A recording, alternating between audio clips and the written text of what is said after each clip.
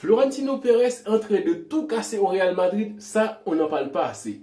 On disait que le Barça était le club pauvre qui ne pouvait pas être actif sur le mercato pour signer des joueurs, mais là, quand est-ce que le Real Madrid était actif sur le mercato d'été ou d'hiver pour acheter des joueurs clés dans la défense, au niveau du milieu, et peut-être même pour doubler certains postes? Depuis quand?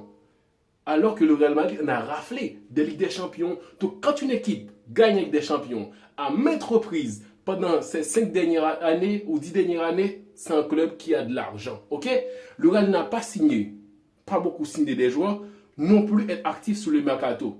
Qu'est-ce qui se passe? Vous ne vous rendez pas compte de ce qui se passe au Real Madrid. C'est plus du football, c'est que du business. Rappelez-vous, Ancelotti, il voulait renforcer le milieu. Pas de réponse. Il voulait renforcer la défense. Pas de réponse. Le président est là. Kamavinga est là. Et quand ça parle de Tchouaméni au milieu, ça va, il progresse. Mais qu'en est-il de Rodrigo? Quand est-ce qu'il va progresser pour être ce joueur-là que le Real attend de lui? Non. Le président, il continue. Et puis, pour nous achever l'arrivée de Mbappé, le président dit, non, calmos. On a Mbappé avec nous. Mais il y a d'autres postes sur le terrain. Et l'achat et récupération de Alexander-Arnold, ces gens, le Real Madrid est en train là de pêcher. Ils ne veulent pas aller dans des duels, genre, et de grandes équipes sur le marché de transfert.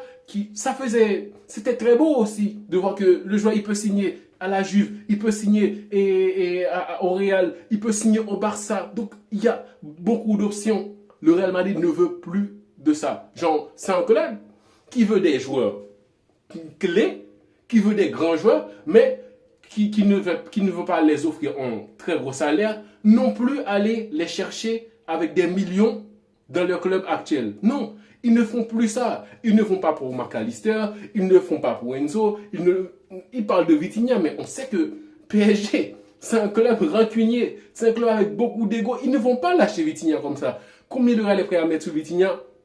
Pas grand-chose. Donc, c'est un club qui pointe du doigt certains joueurs, mais quand les prix, ça commence à gonfler, ça dit non, je me retire et je ne fais pas ça. C'est ça le Real Madrid aujourd'hui. Ça ne préoccupe pas vraiment du football, mais des rentrées. Parce que le Real Madrid, c'est un club qui a beaucoup gagné, d'argent, plein d'oseille, mais ce n'était pas un club actif sur les mercatos, alors que le milieu, on sait que ça doit être renforcé. La défense aussi.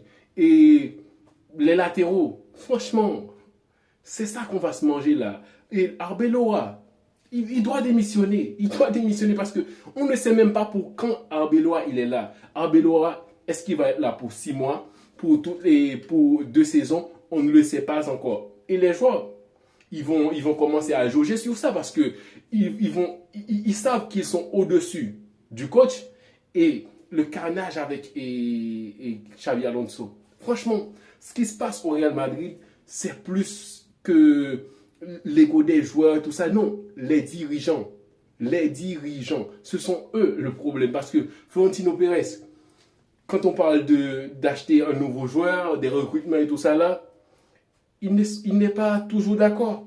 Ancelotti, pareil, et pour renforcer l'équipe, il n'y avait pas assez d'argent, ça voulait Mbappé, que Mbappé, puis sortie de Toni Kroos, sortie de Modric, pas de renforcement, l'arrivée de Xabi Alonso, pareil, Xabi Alonso voulait Subimendi, il voulait d'autres joueurs importants, le petit Steeler là de Stuttgart, donc pas vraiment, le Real n'est pas actif sur le mercato.